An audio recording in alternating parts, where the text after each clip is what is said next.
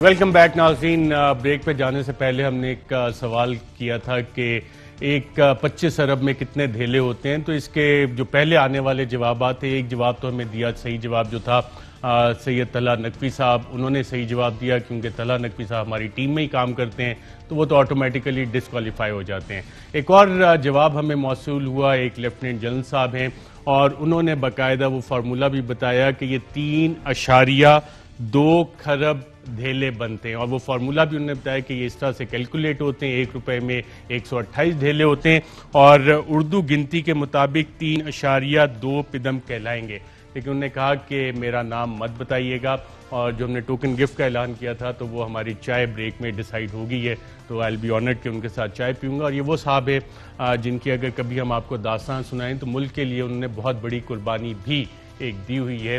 لیکن فی الحال ہم آگے چلتے ہیں اسٹوری کے مطابق کہ جو ہم آپ کو بتا رہے تھے کہ وائٹ کالر کرائم جس کو کہ ایف آئی اے نے پکڑا ہے، اس میں جب لوگوں کو ان کے بیانات لیے گئے کہ جناب آپ کے اکاؤنٹ سے یہ اتنے بلین روپے نکل رہے ہیں تو یہ کیسے، تو ان لوگوں کے بیانات کیا تھے، آئیے اس پہ ایک نظر ڈالتے ہیں.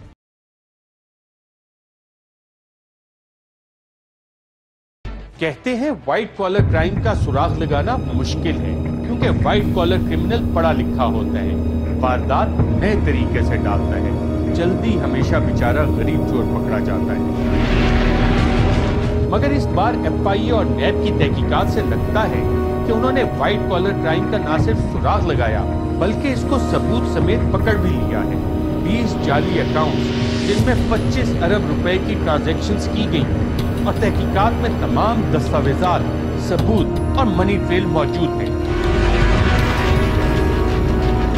اس کے علاوہ ایف آئی اے نے عدالت کو بتایا کہ ان تمام لوگوں کے بیانات بھی حاصل کر لیے گئے ہیں جن کے نام سے جعلی اکاؤنٹ چلتے رہے. ان 20 اشخاص میں ایک اکاؤنٹ گلزار احمد خان کا بھی تھا. جب تحقیقاتی اداروں نے رمضان شوگر ملز اور العریبیہ شوگر ملز کی تحقیقات شروع کی تو معلوم ہوا کہ بڑی بڑی رقم گلزار احمد کے اکاؤنٹ میں بھی جمع کروائی جاتی رہی. ایف آئی اے نے جب گلزار احمد کا سراغ لگانے کی کوشش کی تو معلوم ہوا کہ گلزار احمد صاحب کو 7 فروری 2015 کو انتقال فرما گیا. گلزار احمد کے صاحبزادے شکیل احمد خان نے ایف آئی اے کو اپنا تحریری بیان ریکارڈ کروا دیا ہے. شکیل احمد کے بقول وہ ایف اے پاس ہے اور ایک میرج ہال میں ویٹر کی نوکری کر رہا ہے. 25,000 روپے ماہانہ تنخواہ حاصل کرنے والے شکیل احمد کا کہنا تھا کہ جنوری 2011 میں بطور ہیلپر رمضان شوگر مل میں 6,500 روپے پر ملازمت شروع کی. اس کے والد گلزار احمد خان رمضان شوگر مل میں بطور چپراسی 20 سال ملازمت کرتے رہے ہیں اور 2014 میں ریٹائر ہو گئے. 2013 میں شکیل احمد کو رمضان شوگر مل سے نکال دیا گیا تھا. شکیل احمد کا یہ بھی کہنا تھا کہ وہ اس وقت جہلم میں مقیم ہے اور اسے اپنے والد کا silk bank pico road branch میں موجود اکاؤنٹ کا کوئی علم نہیں. ایف آئی اے نے جب شکیل احمد سے اکاؤنٹ میں موجود رقم کا سوال کیا تو شکیل احمد کا کہنا تھا کہ وہ انتہائی غریب لوگ ہیں، ان کے پاس کبھی بھی زیادہ رقم نہ تھی اور نہ ہی اب ہے. شکیل احمد کا یہ بھی کہنا تھا کہ وہ آج بھی کرائے کے مکان میں رہائش پذیر ہے اور ان کی کوئی پراپرٹی نہیں ہے. ایف آئی اے کی جانب سے جب گلزار احمد کے بینک اکاؤنٹ سے ان کی وفات کے بعد 25 مارچ 2015 کو 40,48,000 کی رقم کی ٹرانزیکشن کو دیکھا گیا تو اس کا کہنا تھا کہ کروڑوں کی ٹرانزیکشنز والا یہ اکاؤنٹ اس کے والد کا ہے ہی نہیں اور نہ ہی ان کے پاس اتنی رقم تھی. شکیل احمد نے ایف آئی اے کو دوران تفتیش اپنے والد کا ڈیتھ سرٹیفکیٹ بھی پیش کیا. اسی طرح ایک اور اکاؤنٹ بھی ہے، ایک کسان کا، ایک گنے کے کسان کے ساتھ بھی اسی طرح کا واقعہ ہوا. جب ایف آئی اے نے 20 اکاؤنٹس کی تحقیقات شروع کی تو سامنے ایک اکاؤنٹ آیا. یہ اکاؤنٹ عبد الجبار نامی ایک مڈل پاس ٹوبہ ٹیک سنگھ شرک نمبر 361 گاو ڈی کے رہائشی کا تھا.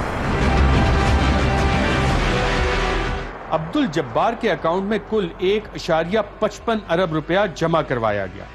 ذرائع کے مطابق جب دوران تحقیقات عبدالجبار کی تلاش کی گئی اور رابطہ ہوا تو عبدالجبار نے بتایا کہ وہ پیشے کے اعتبار سے کسان ہے، مگر جس اکاؤنٹ کے بارے میں پوچھ گچھ کی جا رہی ہے وہ سرے سے اس کا ہے ہی نہیں۔ جب عبدالجبار کو الائٹ بینک کی بینک سٹیٹمنٹ اور اکاؤنٹ اوپننگ فارم دکھایا گیا تو اس نے بتایا کہ اس میں اس کا پتہ مکان نمبر A786 محلہ قاضیاں چنیوٹ لکھا گیا ہے، جبکہ اس کی آبائی زمین ٹوبہ ٹیک سنگھ کے چک نمبر 361 گاو بے ہے اور وہ ہمیشہ سے وہیں پر مقیم ہے۔ عبدالجبار نے اپنے بیان میں یہ بھی بتایا کہ وہ 7 بھائی ہیں، جن میں سے 4 بھائی بیرون ملک جبکہ 3 یہاں کاشتکاری کرتے ہیں۔ عبدالجبار کا کہنا تھا کہ سال 2006 اور 7 میں اس نے اپنی زمین پر گنا کاشت کیا تھا جو کہ رمضان شوگر مل چنیوٹ کو فروخت کیا گیا تھا۔ مڈل پاس عبدالجبار کے مطابق رمضان شوگر مل میں پاس بک ہونے کی شرط رکھی اور اس خاطر عبدالجبار نے اپنا شناختی کارڈ رمضان شوگر مل کو 2006 میں دیا تھا۔ اس کے بعد جب رمضان شوگر مل نے ادائیگی کر دی تو اس کے خاندان اور خود عبدالجبار نے رمضان شوگر مل کے ساتھ کسی قسم کا کوئی کاروبار نہیں کیا۔ یہاں اس کا ایک اکاؤنٹ 2007 سے 2011 تک ضرور چلتا رہا۔ تحقیقات میں یہ بات بھی سامنے آئی کہ عبدالجبار نے اکاؤنٹ اوپننگ فارم دیکھ کر اس کو جعلی قرار دیا۔ بینک مینیجر کو اکاؤنٹ کھولنے کی درخواست اور انگریزی میں کیا گیا دستخط بھی اس کا نہیں تھا۔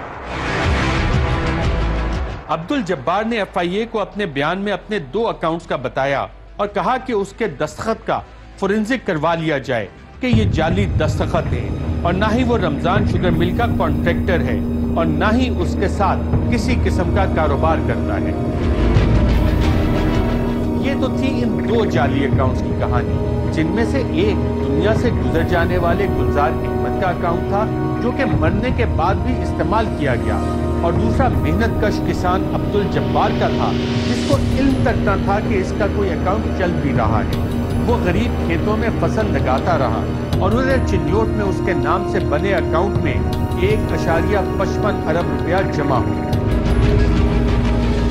ذرائع کے مطابق FIA نے ان تمام 20 جعلی اکاؤنٹس کے مالکان کو تلاش کیا اور ان کے بیان حاصل کیے۔ تنویر الحق جو کہ شریف گروپ میں ڈیٹا انٹری آپریٹر ہیں، انہوں نے FIA کو اپنے بیان میں بتایا کہ محمد عثمان جو کہ شریف گروپ کے چیف فائنینشل آفیسر ہیں، انہوں نے سائٹ آفس میں دورے کے دوران اسے بلوایا اور کہا کہ سلیمان شہباز صاحب کو ذاتی ٹرانزیکشنز کے لیے ایک اکاؤنٹ کی ضرورت ہے، تم کھلوا کر دو، اور نہ کھلوانے پر نوکری چھوڑنے کا کہا۔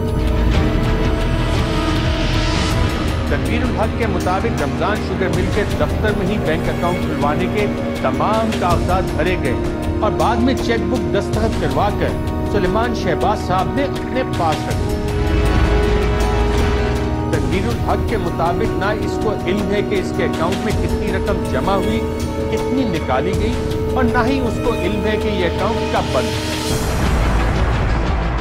رمضان شوگر مل کے ایک اور ملازم اظہر عباس جو کہ 6,500 روپے پر ملازم ہے، اس کے اکاؤنٹ کو بھی استعمال کیا گیا۔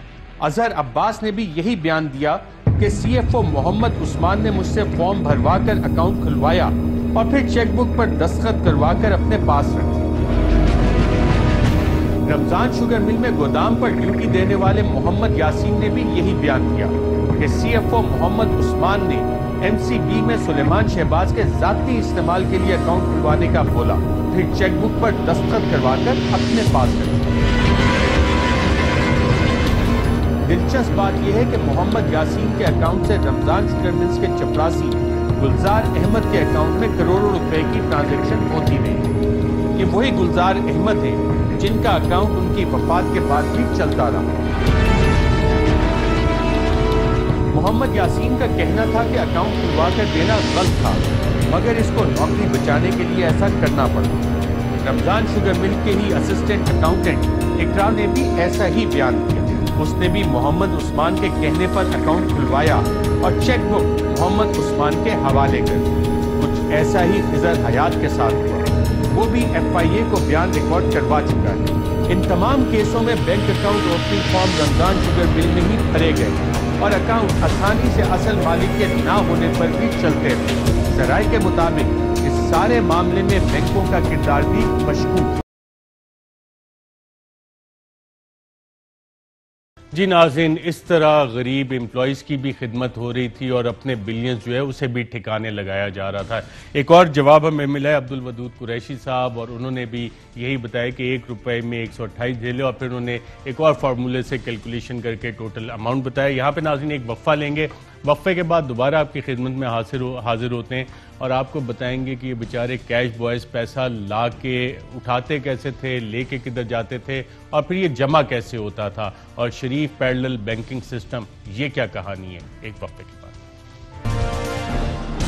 ویلکم بیک ناظرین۔ کیش بوائز کا بھی ایک انتہائی اہم کردار تھا، اور ان میں سے ایک کیش بوائے ایف آئی اے کے لیے وعدہ ماف گواہ بن گیا، اور اس نے جو اہم بیان اپنا ریکارڈ کروایا ہے جس میں جو چیزیں سامنے آئی اس سے آپ کو پتہ لگتا ہے کہ موڈس آپرینڈائی کیسے تھی، یہ دھندا چلتا کیسے تھا۔ آئیے اس کی چند تفصیلات آپ کو دکھاتے ہیں۔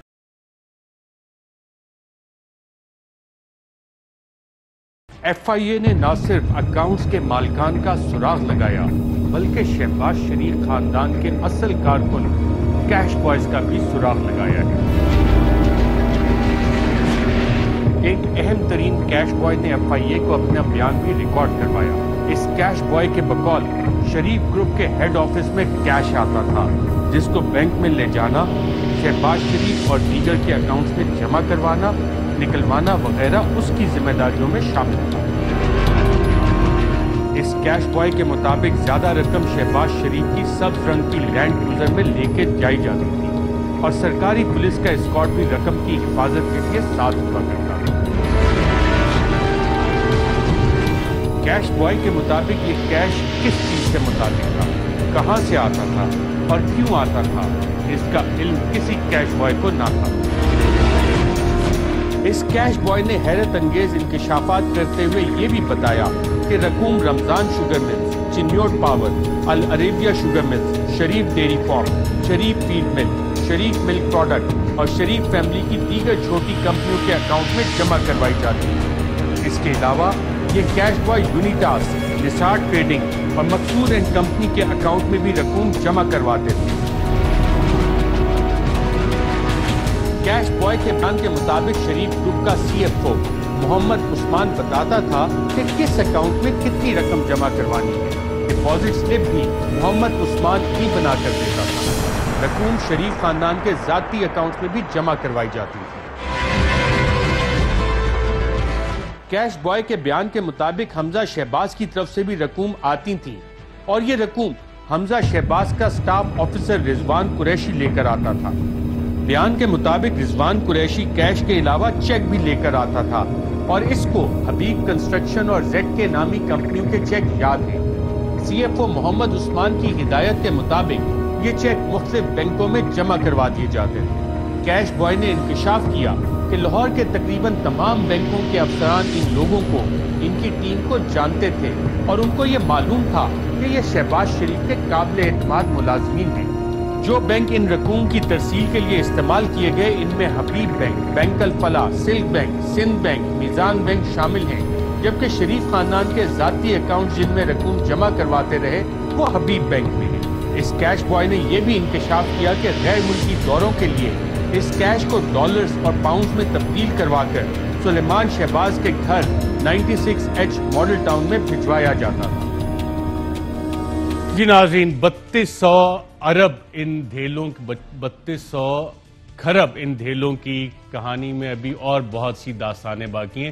وہ ای میلز آپ کو دکھائیں گے کہ سلیمان شہباز کی طرف سے ای میلز جو آتی تھیں، طاہر نقوی اس میں پیسے کس طرح سے ڈسپوز آف کرتا تھا، ڈسپرس کرتا تھا، شہباز شریف صاحب کے لیے لندن جب پاؤنڈز کی ضرورت ہوتی تھی وہ کس طرح سے جاتے تھے، وہ بھی آپ کو بتائیں گے۔ جب لندن کا ذکر آیا ہے تو وہاں کافی سارے اشتہاری بھی بیٹھے ہیں، جس میں کہ ایک سابق وزیر خزانہ اسحاق ڈار صاحب اشتہاری ہوئے تھے۔ ان کو واپس لانے کے لیے اس اشتہاری کو حکومت کیا کردار ادا کر رہی ہے اس پہ بھی بات کریں گے۔ اور ٹویٹر پہ ناظرین جن لوگوں نے ہمیں 6 صحیح جوابات دیے ان کے نام بھی بتا دوں جن سے ہم رابطہ کریں گے۔ ان کے نام ہے عثمان زبیر، صدام خان، ڈاکٹر وصال خان، عرفان نقوی، حذیفہ مرزا اور رابعہ زین۔ آپ سب سے انشاءاللہ ہماری ٹیم رابطہ کرے گی، اور آج کے پروگرام میں ناظرین اتنا ہی، اجازت دیجیے گا، اللہ حافظ۔